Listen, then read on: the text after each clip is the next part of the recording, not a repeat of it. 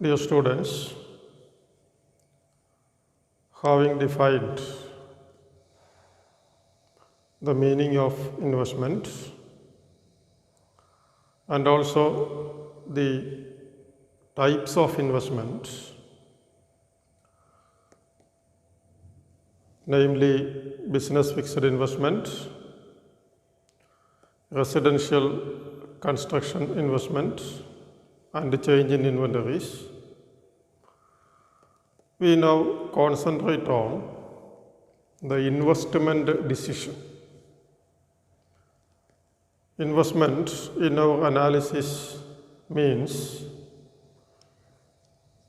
business fixed investment, that is, investment in plant and machinery by the businessmen. What we discuss here is the Keynesian theory of investment.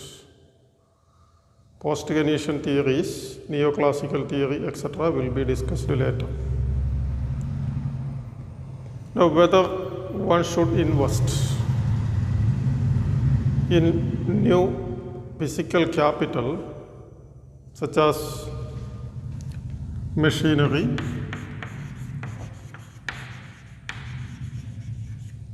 equipments,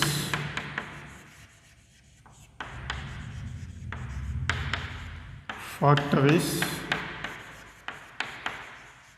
whether one will invest or whether one will invest in new physical capital, that is business fixed investments such as machinery, equipments, factories, etc., depends on whether expected rate of profit on new investments, expected rate of profit on new investment is greater than or less than the market rate of interest, that is the cost of borrowing capital.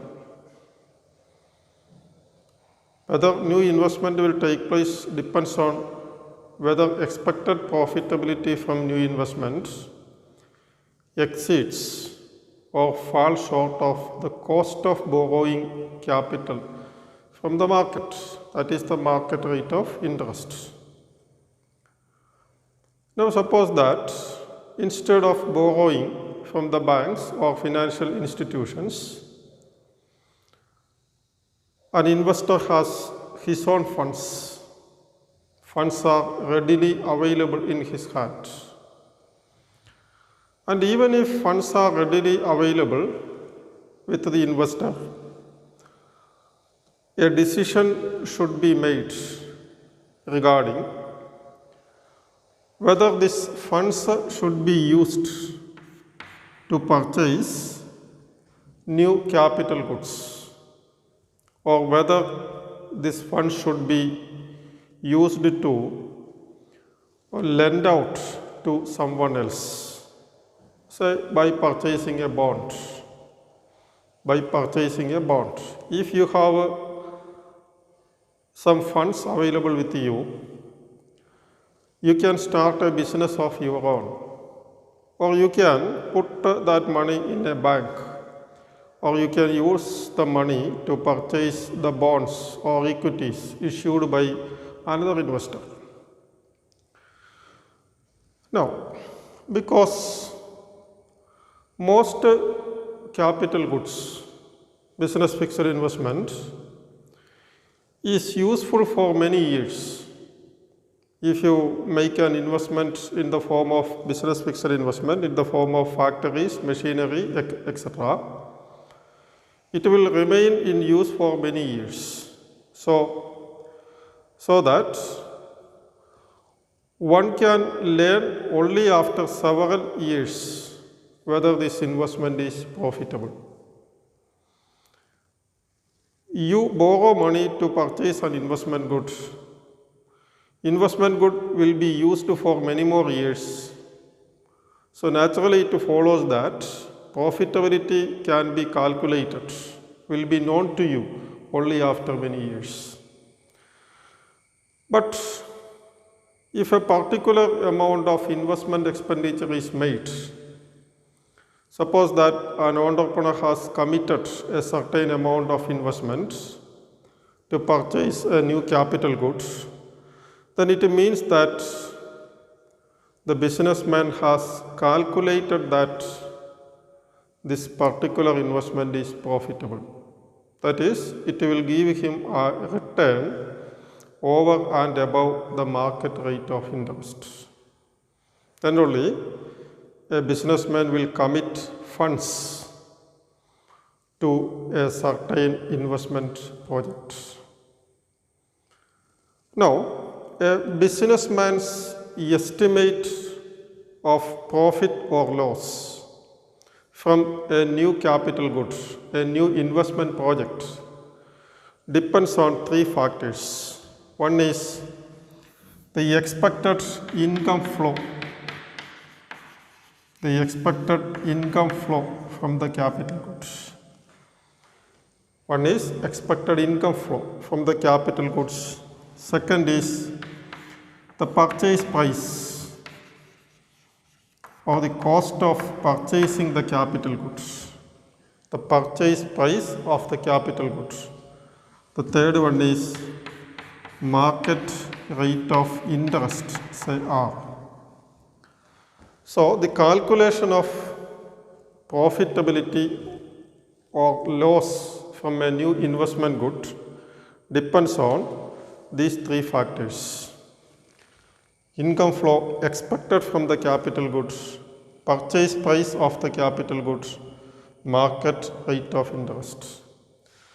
And to explain the interrelationship between these three factors determining profitability of an investment project, suppose that an investor is considering to purchase a new machine.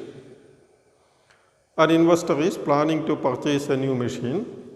Suppose that this machine will be in use for 5 years. The machine will be in use for 5 years. After 5 years, it will have only the scrap value. Management will estimate the physical productivity of the machine. That is, the increase in output or the output generated by that machine in the next 5 years. Management will estimate the productivity of the machine in the form of the flow of output from the machine in the next 5 years. Now, to obtain gross income flow, to obtain gross income flow from the machine in each year, we have to multiply the marginal physical productivity into price, that is in income terms, in money terms. That is the output in physical terms produced by the machinery in each of these 5 years multiplied by price per unit will give you gross income flow from the machine. But remember this, for producing and selling the output, machine alone will not produce output. Extra raw material is required. Extra raw material is required. Power is required. Labor is required. So, machine by itself will not produce anything. Extra raw material is required. Power is required. Labor is required. Now we subtract the cost of these inputs from the gross income flow. Subtract the cost of raw material, power and labor from the gross income flow. You will get what is known as the net income. The net income generated by the machine in the next 5 years, and denote it as R1, R2, R3, R4, R4. R1, R2, R3, that is the net income generated by the machine in the next 5 years after subtracting other costs associated with producing the output. And suppose also that the sum of this net income exceeds the cost of purchasing the machine. Suppose that the cost of purchasing the machine is 500, and suppose also that the income generated from the machine, the net income generated by the machine in the next 5 years is 600. So income generated exceeds the cost of purchasing the machine. Now there are two questions. Question number 1, can this excess over the amount required to replace the machine can be taken as profit? That is, can we consider this excess income 100?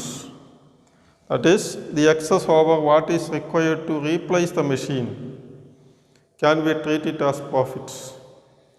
And can we divide this with the 5 and call this the average profit per year? That is profit per year, average 20 per year. If you divide this 100 with 5, you will get average profit per year as 20. These are the two questions. Now, the answer to both the questions is no. We cannot treat all the excess over the cost of purchasing machine as profit.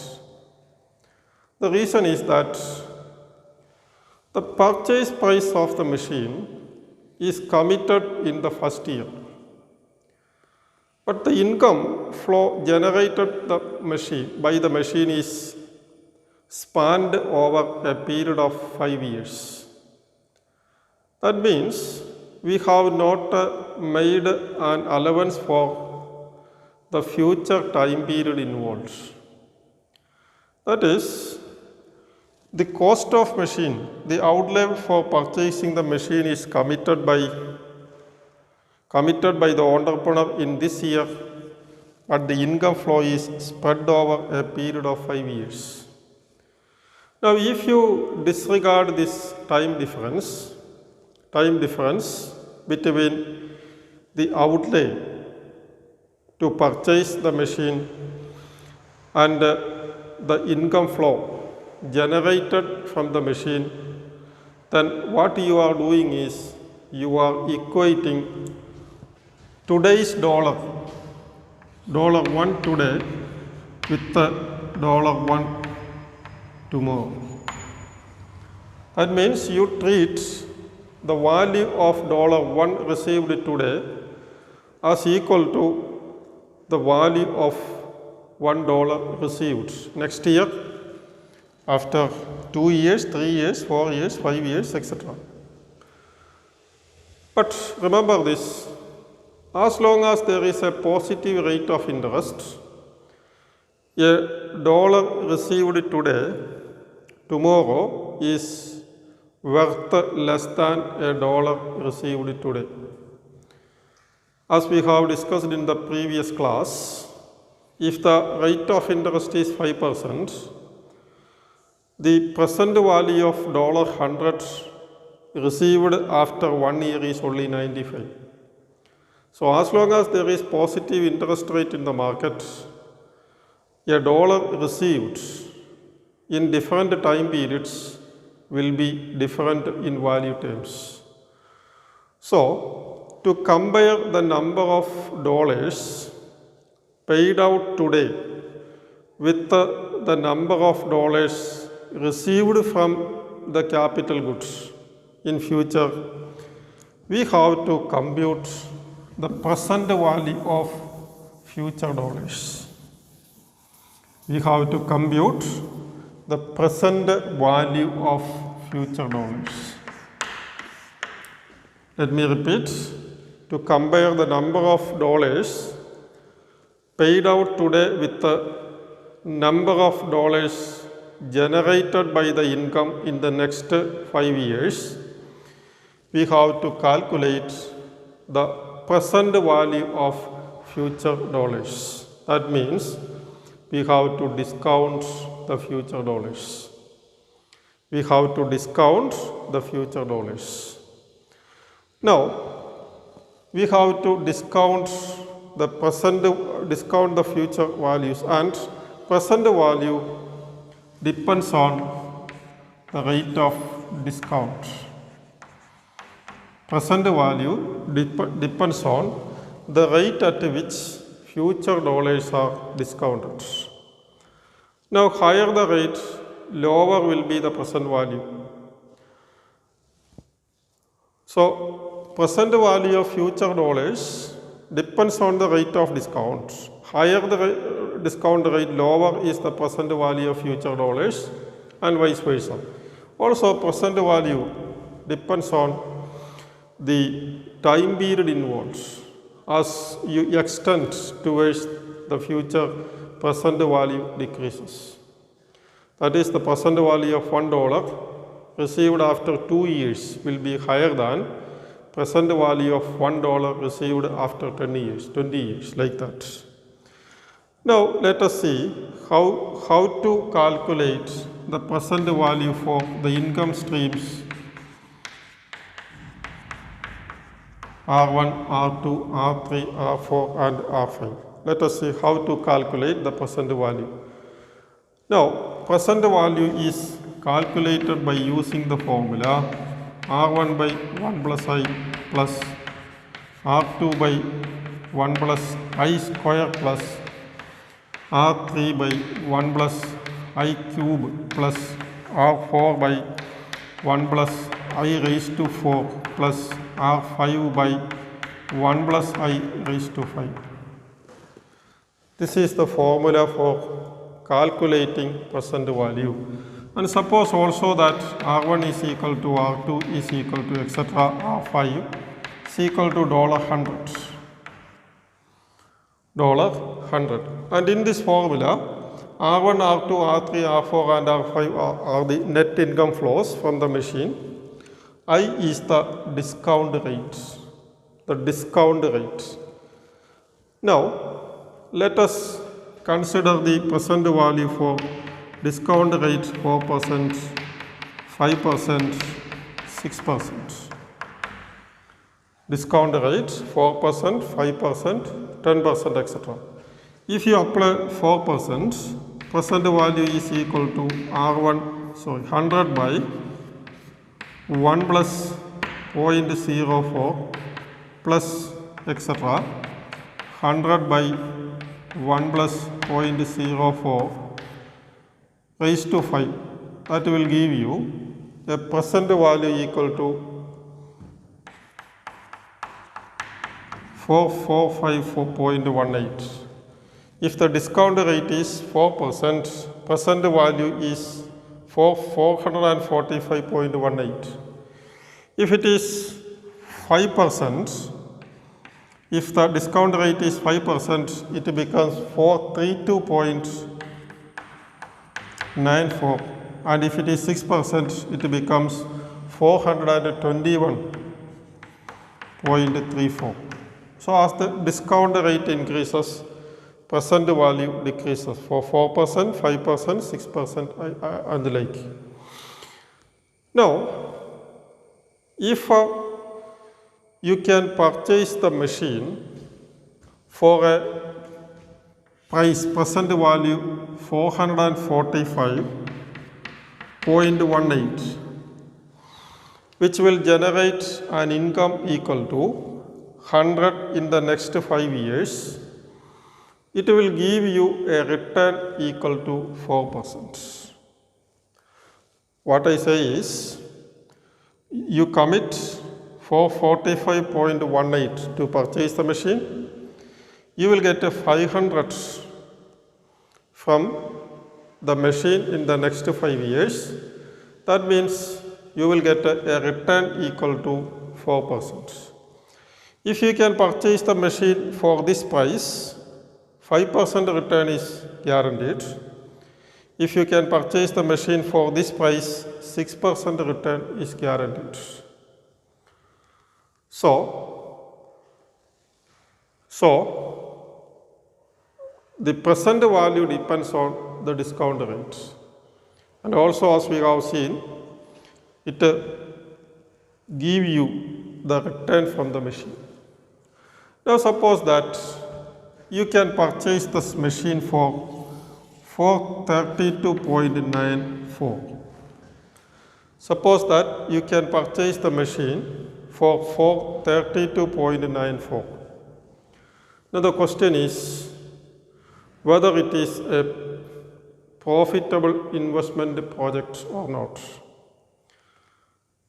If you can purchase the machine for a price equal to 432.94, and if it give you $100 in the next 5 years, what is clear is it will give you a return equal to 5%. It will give you a return equal to 5%. Now the question is the return expected from the machine high enough to induce a businessman to make this particular investment? That is, the machine can be purchased for this price. It will give a return equal to 5%. Whether this is high enough or not. So in order to see whether this is high enough or not to induce the businessman to make this investment, we have to consider the market rate of interest R. We have to consider the market rate of interest. If the market rate of interest exceeds 5%, it is not profitable. Whereas, if market rate of interest is less than 5%, it is profitable. So, the profitability of investment giving a certain rate of return depends on the market rate of interest and its comparison with the expected return from the investment project. And suppose that you are not borrowing money, you have your own funds. Even in this case, you have to compare the return from the investment project and also the return you will receive if the money is lent out to someone else.